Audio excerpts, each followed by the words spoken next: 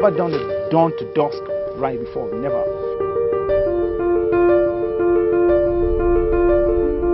My brother is one of the most experienced long distance riders I know of in Nigeria. This is your longest ride? This is my longest ride.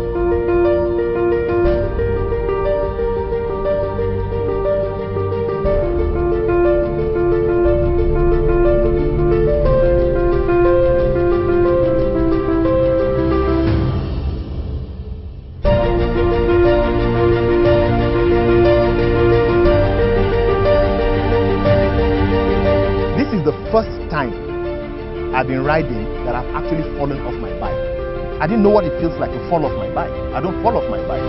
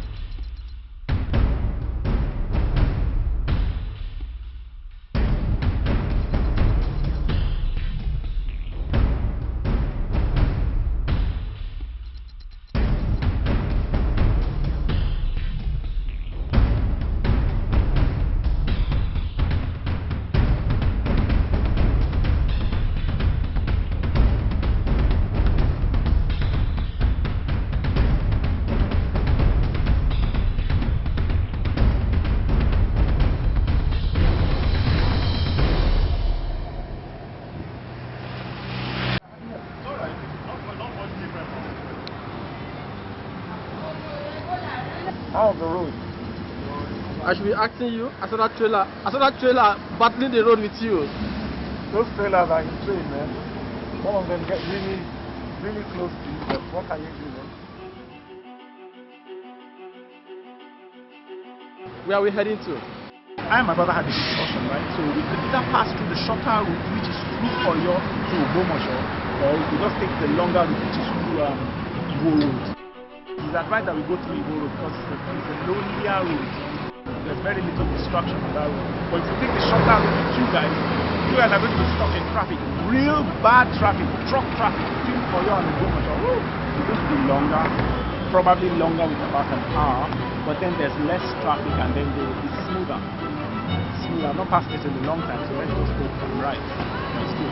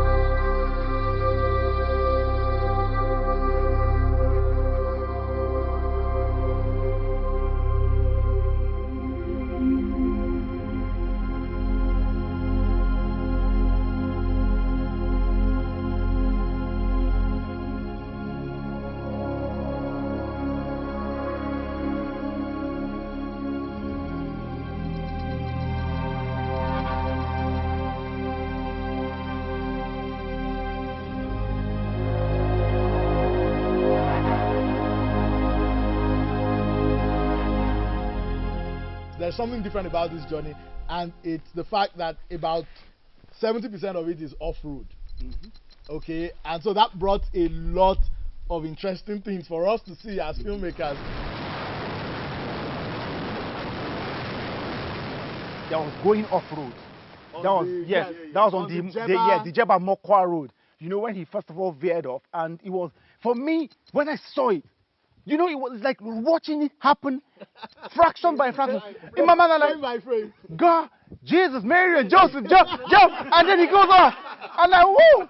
And then, but he's still upright, and then he, you know, the thing that really baked my cake for me, like, my brother turned around and like, I'm like, he's smiling. He's smiling. He actually thought that was cool. Absolutely. You know, did you see that? Like, did I see what? My heart was in my mouth. Did I see what?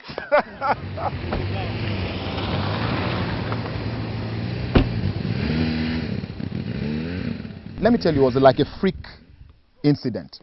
I was trying to overtake a truck from the right, which normally I don't do. I mean, I don't overtake. I always overtake on the left. We drive on the left, so I overtake in where the driver can see me in his mirror. You know, so but this time around, I saw an opening, and I got tired of eating dust behind this truck, so I wanted to overtake him from the right when I saw an opening. But there was something. The sand was so loose. It was so loose. It almost like took the control of the bike away from me and was pulling me to the right. For some minutes, my hand was frozen on the accelerator. I couldn't decelerate, and then I just wasn't applying any brakes. So I was basically stopping because I wasn't accelerating any further, and then the sand was reducing my momentum. And the next thing for me to do to not fall was to continue straight where the bike was taking me without resisting much. So it was gradually when I went off-road, I now totally decelerated and started applying my brakes. And then I stopped. But that was really scary. My heart was in my mouth. Because if that place was like a sharp descent, anything could have, you know, like off a cliff, off a bridge. Welcome back.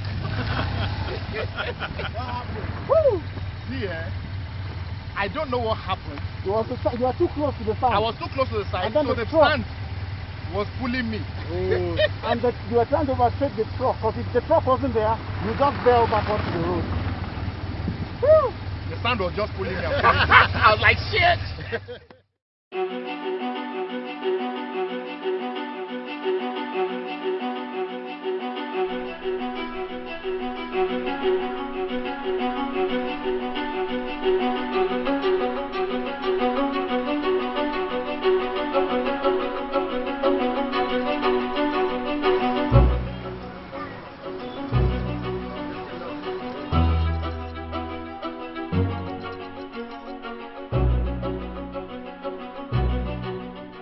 When we turned off Mokwa, I thought it was going to be like 30 minutes, 45 minutes, and then we'd get there. Then we kept on going on and on, but the road was fairly good. It was very, very good. So after we now got to, I think we got to KANIJI, and the man now, and then we now rode to where we rode through the dam, and we now met the man, and he's like, oh, it's about another 50 kilometers. Oh, like 50 kilometers after we had done that stretch. And then he now said there was not going to be any service.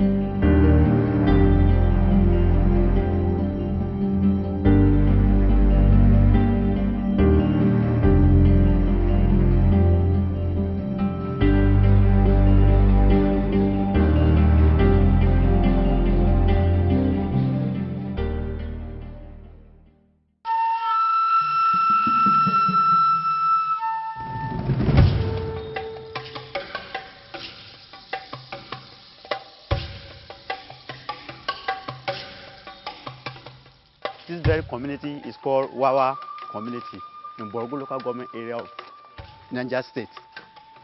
And KANIJI Lake National Park has an office in Wawa here.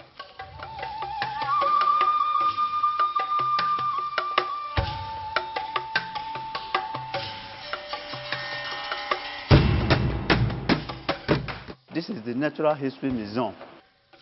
It is in Borgu sector we have the popular Oli River, where the tourist lodge is situated, known as tourist Oli Camp.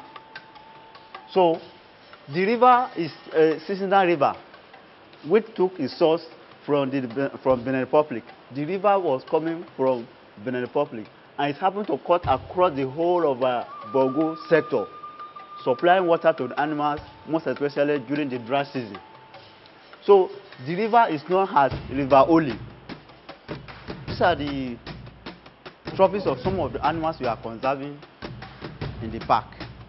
The skulls you are seeing here, this one are mainly for the elephant, Lozodonta africana. We have them in the park, but recently they migrated to Benin Republic. They are migrant animals.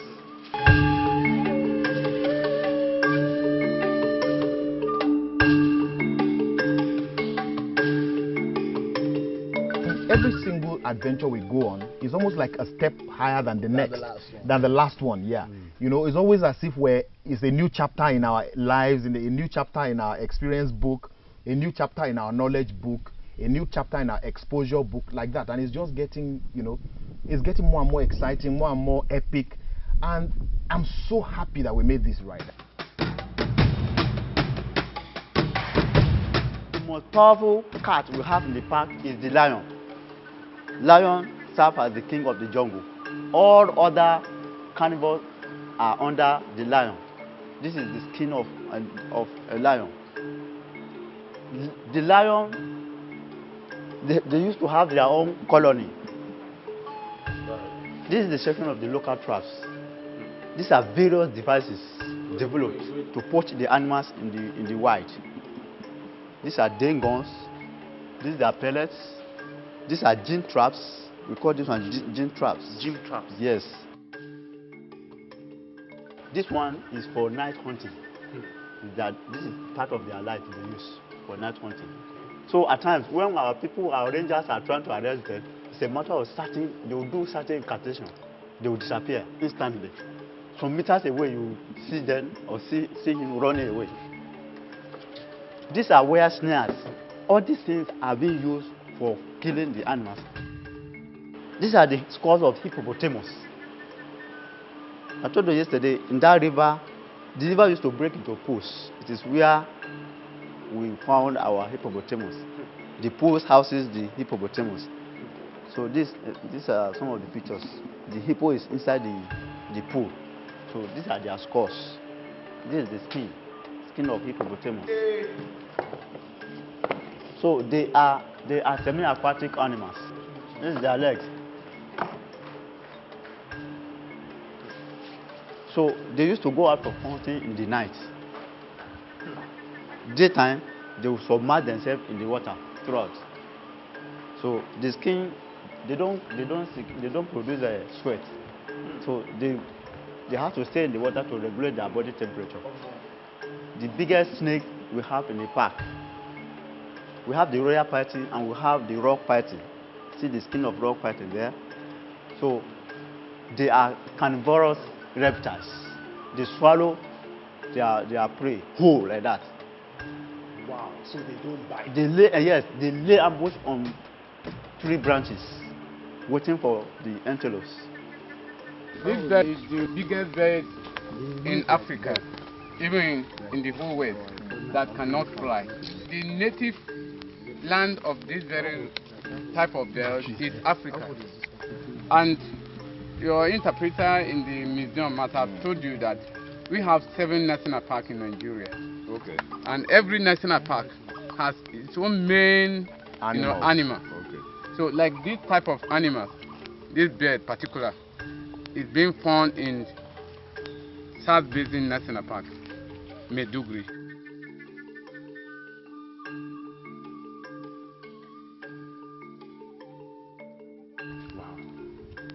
the bear can live for about 65 to 80 to 70 years. 65 to 70. Yeah. Some human beings don't Yeah. live that long. And of course, if it starts running, it can run for about 64 kilometers per hour. So it lay eggs varies from 25 to 50. Well, it doesn't bite, it just picks. Yeah, it picks. Yeah. And it can kick. The kicking is more than that of the horse. The ostrich. Yeah, it's more than that of horse. We live in Lagos City. There's no zoo in the whole of Lagos City. There are children who were born, who are old today, who have never seen animals in their natural habitat. Not even a monkey. Not even a monkey. There's no, I mean, look at the population of Lagos. You find out how many people have been to places where they've seen animals in their natural habitat. Probably a tiny fraction. How can Lagos not have a zoo? You know, and then most cities in Nigeria don't have zoos. And then we have 7 national parks in Nigeria. How many Nigerians know that? How many Nigerians have been to any of these national parks with the population that we have close to 200 million? You know, so you think about it, and the fact that we have, you know, we are doing stuff that we can show to our fellow Nigerians and people abroad that this is our country, excites me. You know, it really excites me. I'm talking about the ride itself. I mean, I've done very long rides, but this was the most challenging for me.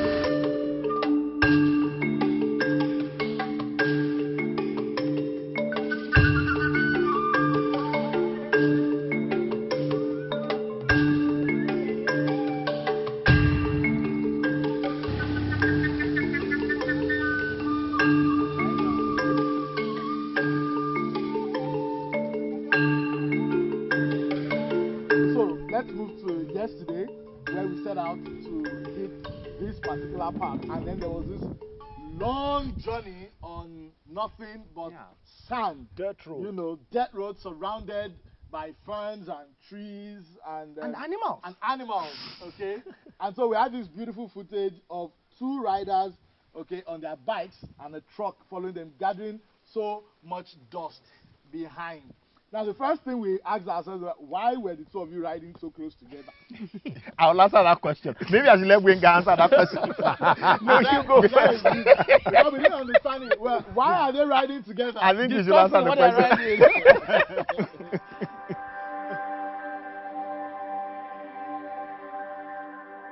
You know, when we were coming, even right from out of town, you could see signboards like, beware of lions, you know.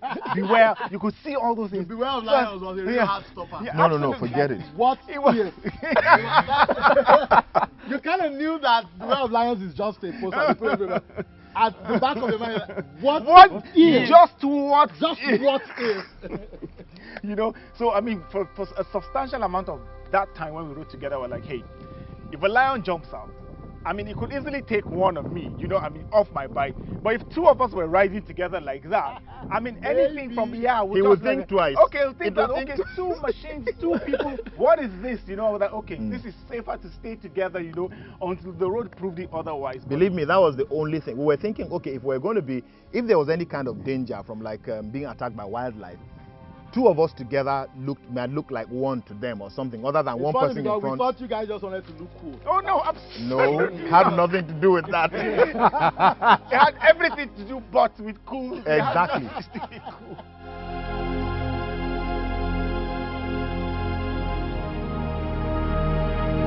When we went on like that for a long time, then we noticed the road got more challenging and so there was more sand. Yes, so it was hard to keep that formation. So we had to break formation immediately. I think we would have done really well if we anticipated that the road was like that. Yeah. But we didn't.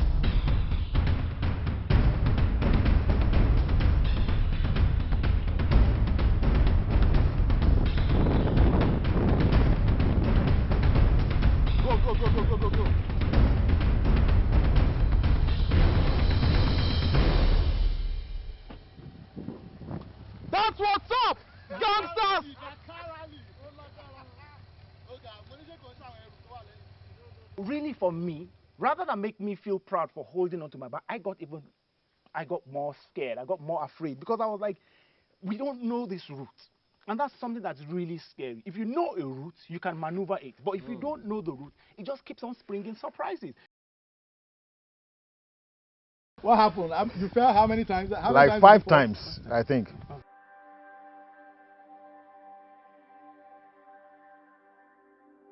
There was an epic fall where my brother tumbled.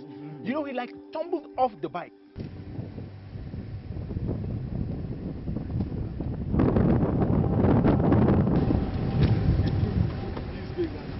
Good God.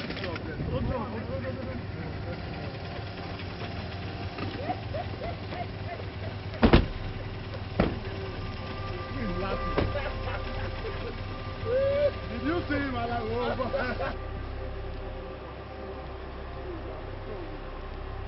What is that? I think it's petrol. I think from somewhere in the tank. Because normally I always fill it up completely. Okay, but it's not leaking, has it? No.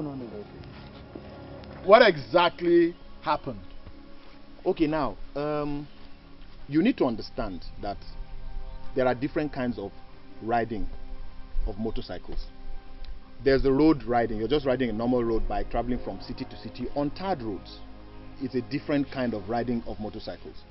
There's the sports riding where you're racing. It's a different kind of technique. You go to school for that. Then there's the riding off-road. You go to school for that also, and you need the right equipment for that. Whether you're riding through sand dunes or whether you're riding in woods like this, you need to learn the techniques. The people go to school for that. Then you need the right equipment. You see, if we're going to ride those bikes on those kind of roads, there were special kind of tires that we needed to have on our bikes. We had road tires that are not even new. The tires on those bikes are the same tires that did the out of Nigeria ride, and they were not even new when they did those rides. Ride was a ride from Nigeria to Europe. On those tires. So you can imagine riding with those tires on very soft, loose sand. They were not off-road tires. They're not brand new tires.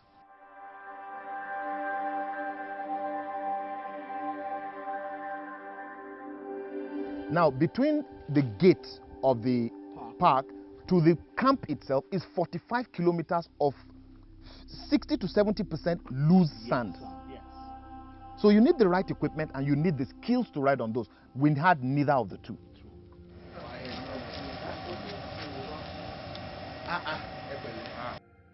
Were there any major damages to the bike? Not really. Little when things. I fell, it sprinkled some petrol, and Tunde looked at it for me, and we started it. It wasn't sprinkling petrol anymore, so we kept on going. I have to start learning to carry these bikes by myself. At the Dakar rally and other rallies, nobody will be there to help. The bikes won't be this heavy, but you know, they'll be much lighter bikes. But I have to start learning how to do stuff for myself. The problem.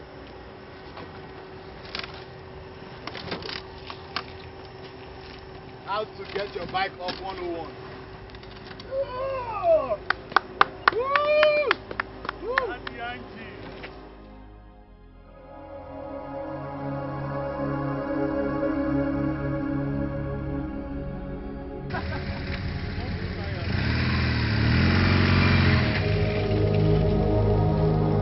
This is the first time I've been riding that I've actually fallen off my bike.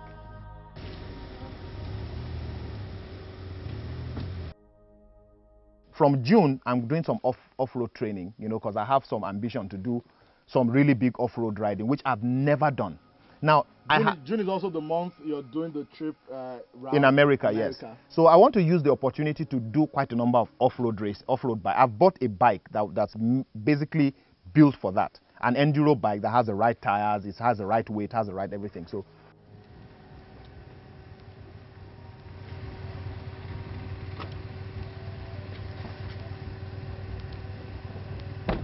Ron Grace is my very good friend. Him and Brad Parker were doing the Out of Nigeria USA ride together.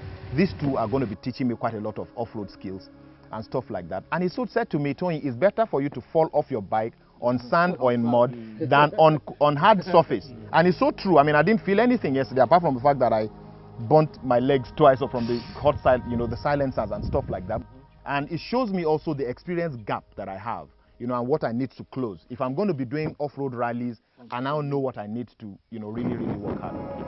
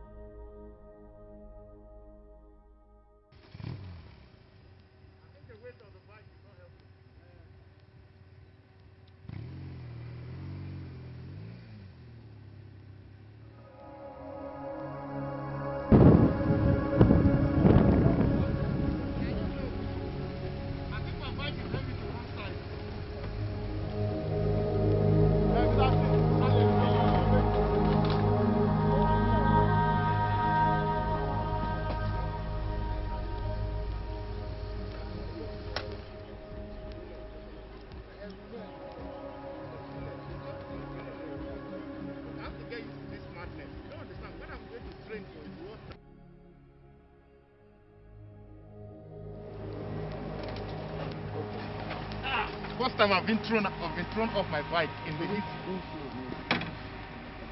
Damn, I thought. There's nothing else is broken. No. Yeah, let's go now.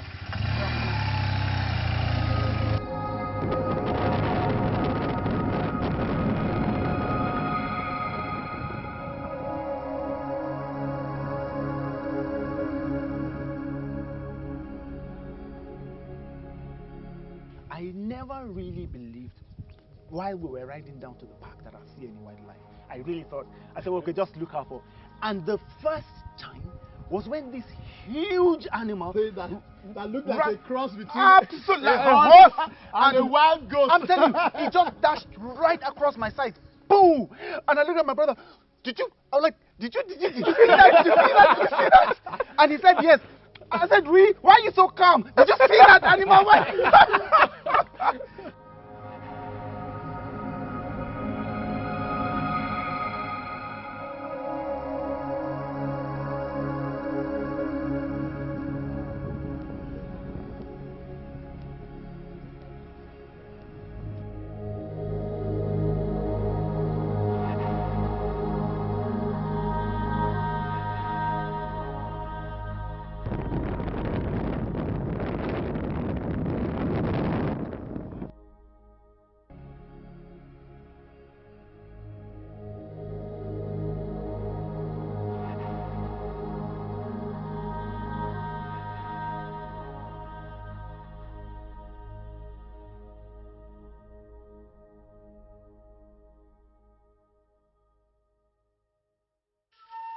Right now we are leaving the Oli camp.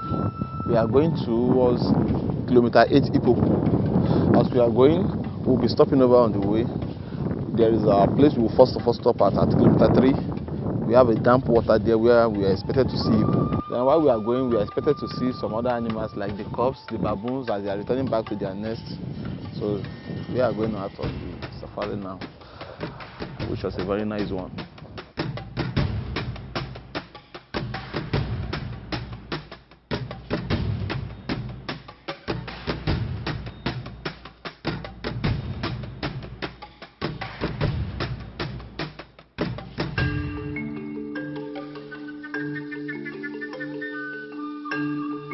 In any cub family you see, you always find only one male. It's not possible for you to find a full-grown male, 2 in a family.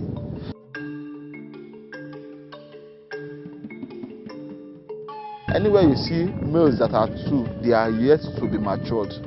If a particular family is going out with his own and maybe there are about 10, 15 in that group, if he happens to jam with another family, if he will fight with the male in that family. If he wins his family along. So he joined the other family to his own. So the other one will not be solitary and he has to go and look for another family to start with.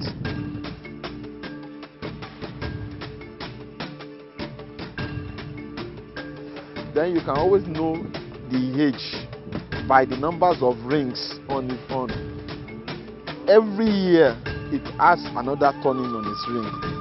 So when you see this year, if by January it completes a whole year, by July or August next year, you will see it will have started making another ring, but not a complete one. That means it's about another year and a half. So when it is a full year again, the ring will have completed the full circle again.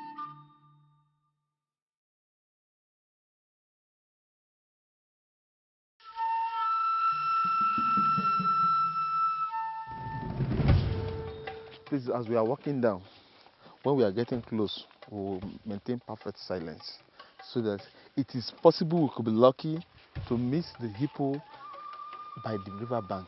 As soon as they hear any sound, they dodge back into the water.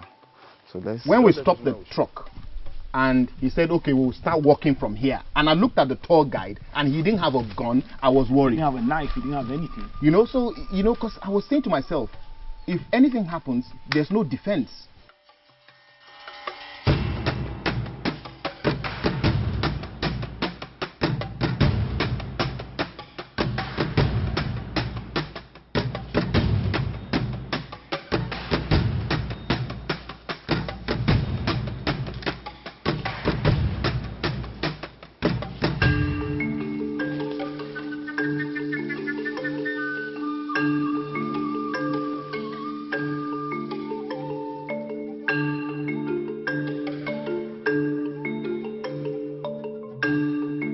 You'll not be surprised that even inside this water you can see hippo up to about 60 or so or more, but they will be coming out gradually. See, when we came, it was as if there were none, and now see, they are bringing out their head, they are coming. These ones are full grown. This one, see them, look at those ones there. It's like they are more here than this place.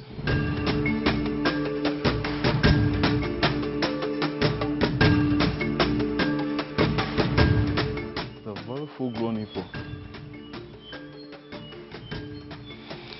At times you will come here, look at the water for up to about 5 minutes. It will be calm.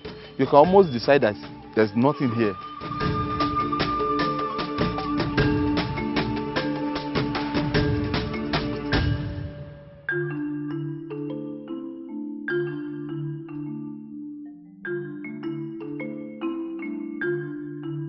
When they hear any strange sound, they come out to see what is it.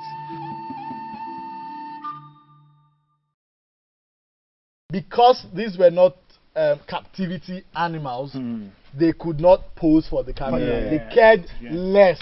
So for this trip, we had to come with 3 camera setups, 1 photo camera and a drone, just to try and capture as much as we can from every angle, because once you miss it, there are no take twos. You know, once you miss it, you don't have it. But I think we were fortunate with the hippos.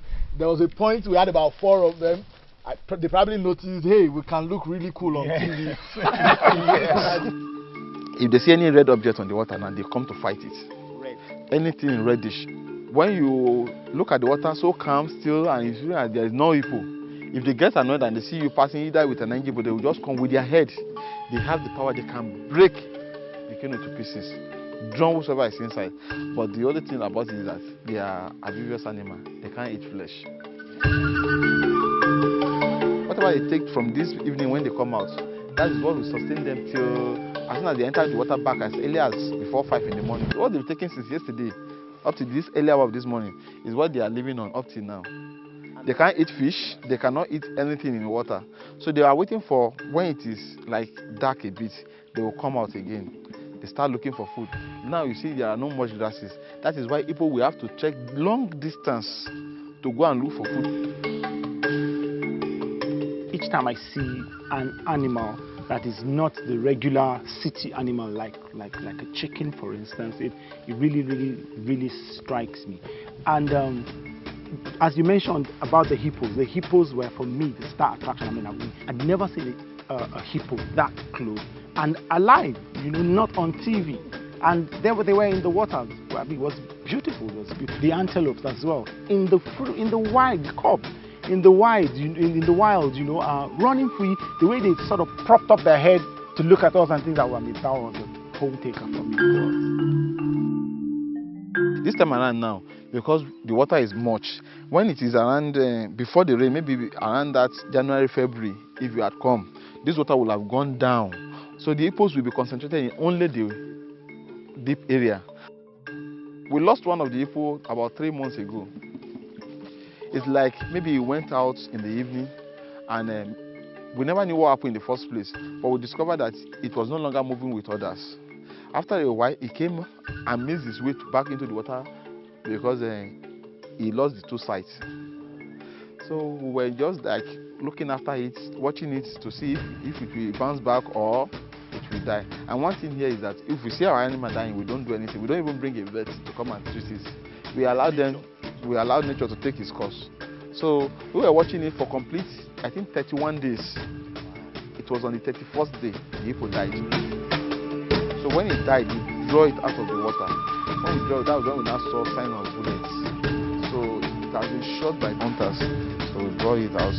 We had to, carry it out and cut off the head so we can use it for trophy, and the remaining body we left it there so that other animals can, use it as. So this is kilometer 3 pool. For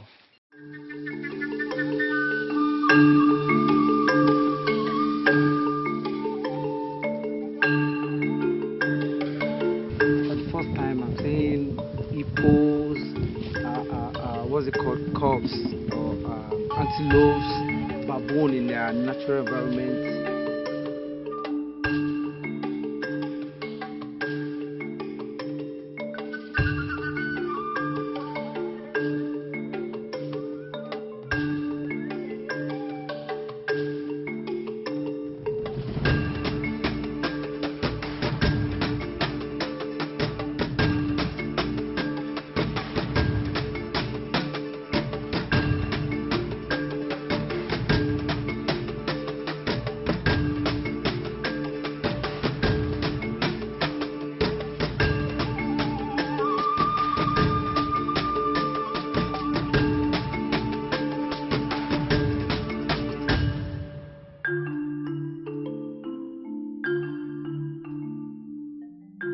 We've seen lions and hippos before, but in a zoo. But this is the first time I'm seeing hippos in their natural environment. I'm seeing baboons and wild animals in their natural environment. So it was really, really, really fun.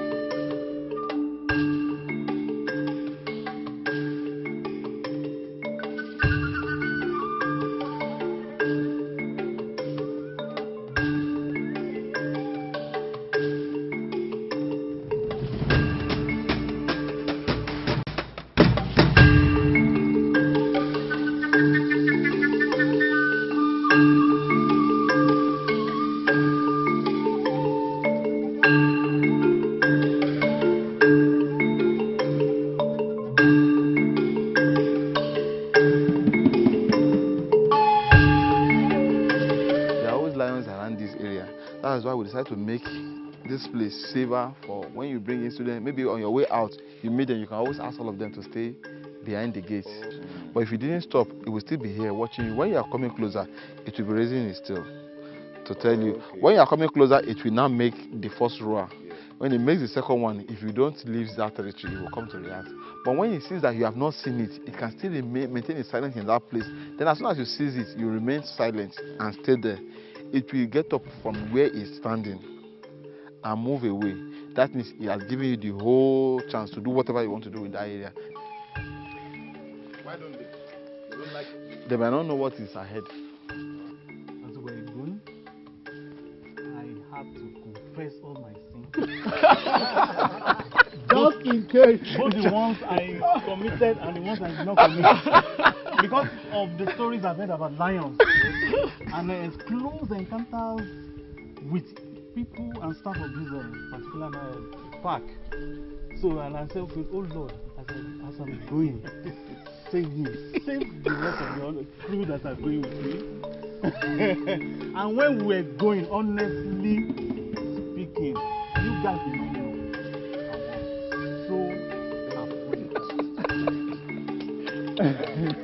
And my prayer was just for us to finish what we want to do. Go back! Come back!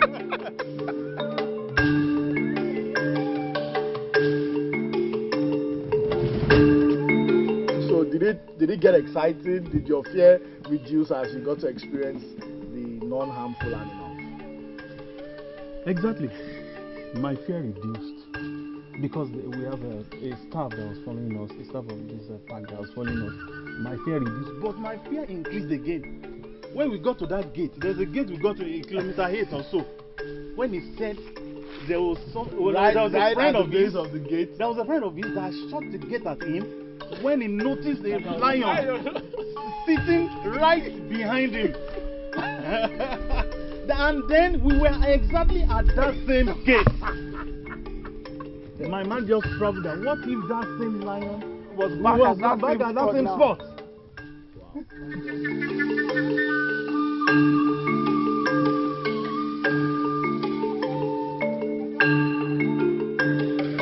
Mr. Tony had his gloves on for just one reason. I mean, he wasn't riding bikes in the jungle. He later confessed to the fact that he had his gloves on just in case. It doesn't even have to be a lion. He will climb the tree. It could just be a fat cat.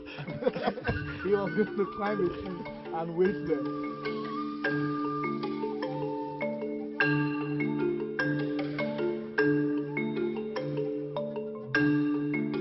Look at the whole of these trees. There are a lot of baboons resting here now. Baboons have all gone back to their place of rest now, right now. You hardly will see them on the ground again. All of them have returned back. All these trees by the river bank now, like you are seeing there now, you have a lot of baboons. If a lion should walk under it now, if they see any lion, you will start hearing them reacting to show that the lion, they are there too. And you know, lions are always afraid of them too, because when they move in group, they can also kill the lion. They can kill the lion.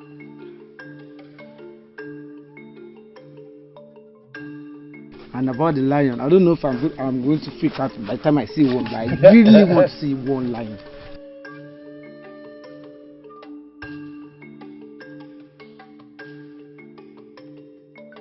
I was never scared at any point. I was only looking forward to seeing these things that I've been hearing, especially for the lion. To my disappointment, we didn't see any lion, but so far, I liked what I saw because I've never seen any of those animals before. At least you saw baboons and they're equally crazy. And footprints of lions.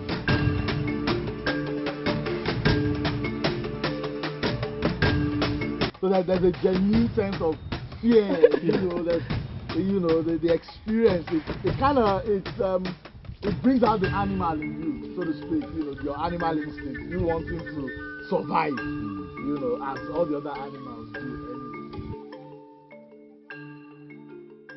We passed through the gate in the daytime. We are coming back at night. Come back at night. Mommy, I don't lie to you, I was nervous that time. We were crouching near that hippo place. I really didn't enjoy the ride. I didn't enjoy the view because I was worried, genuinely worried, that what is going to spring out of the woods, you understand? And they did spring out. They sprung out, but I wasn't sure. I mean, the whole thing of Beware of Lion stuck in my brain like it was my name.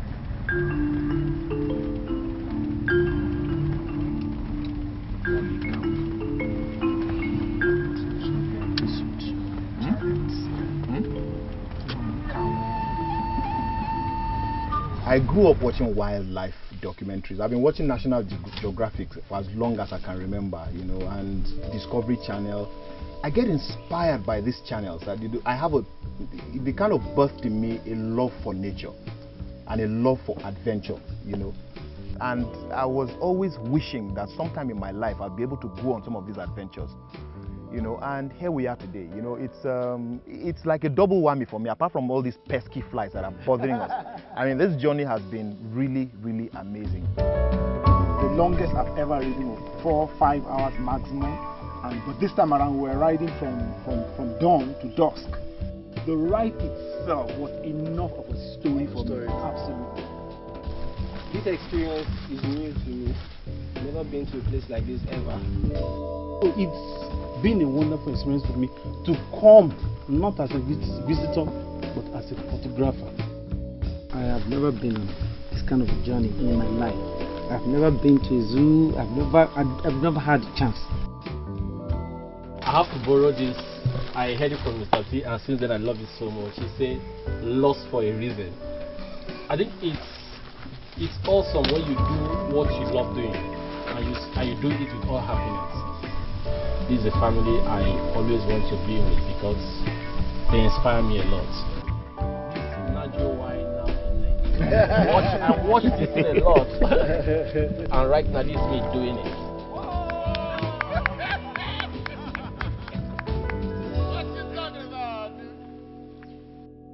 It's been fun.